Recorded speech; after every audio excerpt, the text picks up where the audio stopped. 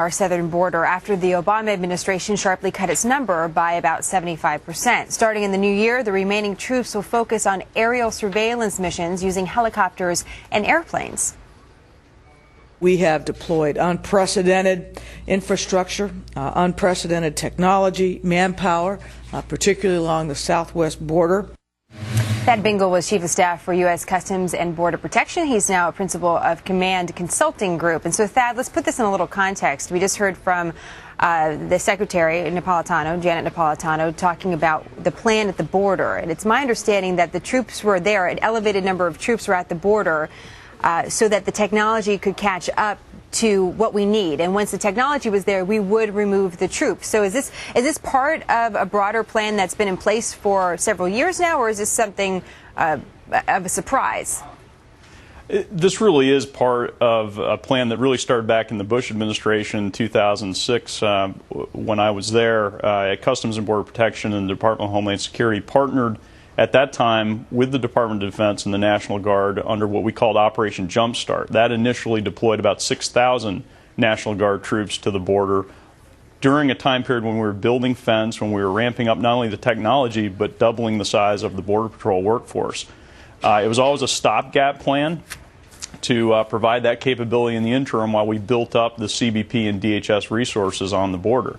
This was drawn and what down. Is that? Sorry, you said CHP and DHS, Department of Homeland Security? CBP, Customs and Border Protection, which has the Border Patrol. Sure. I need the acronym, the little translation there for those of us on the outside. So just again, you put more troops there, and then you were going to catch everybody else up with the technology we can put in the skies. What we're seeing right now is that we have 1,200 National Guard troops at the border. That's going to be reduced to 300.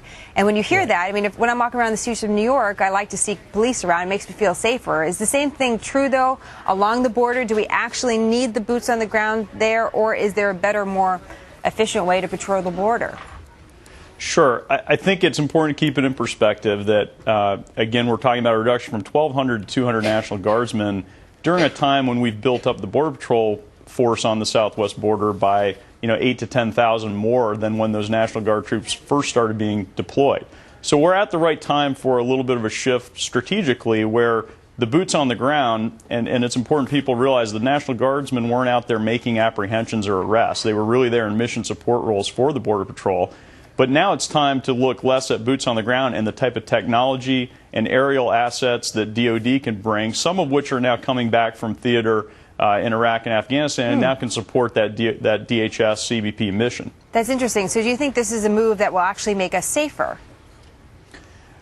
I do long term. I don't think the reduction of 800 or 900 National Guardsmen is really a huge impact across that southwest border right now. Not when we've doubled the size of the Border Patrol and when you have a lot more fence out there and a lot more technology. I am concerned about long term, again, even the air assets are just a stopgap measure. Those DoD air assets can go away to other missions. They may not be the best fit for the job in some cases.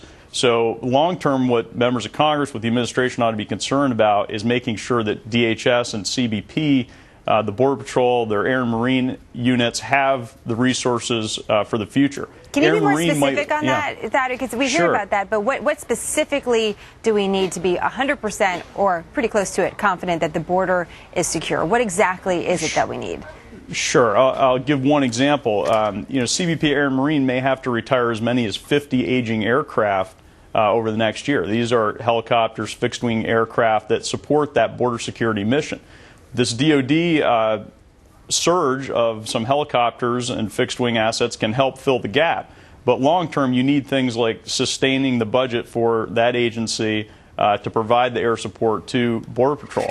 You also need to increase the technology budget. We spent a lot of money over the last 5-6 years in doubling the size of the manpower and in building actual physical infrastructure like fences and vehicle barriers. We've spent comparatively little on technology, and that technology budget has continued to take a hit in the most recent budget cycle. So I'd like to see that come back up. It's interesting just hearing the acronyms DoD, Department of Defense, DHS, Department of Homeland Security, and also I have it, the Customs and Border Protection, just how many people are involved in trying to keep the border safe, and that is a challenge as well, getting all of that